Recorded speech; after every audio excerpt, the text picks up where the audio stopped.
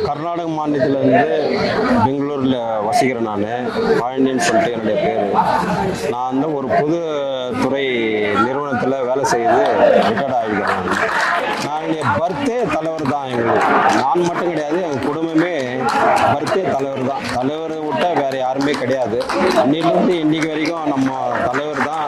அவர் என்ன காட்டிய பாதையில் தான் நம்ம போயினுக்கிறோம். இல்லை 100% போகலான்னா ஒரு 1%, ஒரு 10% அப்படி போயிட்டே தான் இருக்கும். அவர் என்ன நல்லது செய்யணும், எந்த ஒரு தீங்கும் செய்யக்கூடாது யாருக்குமே, அந்த ஒரு போதனையினால இன்னைக்கு அவர் எப்படி உலகத்தில் எப்படி இன்னைக்கு எந்த தலைவரும் அது மாதிரி ஒரு மக்கள் சக்தி பெற்றில்ல.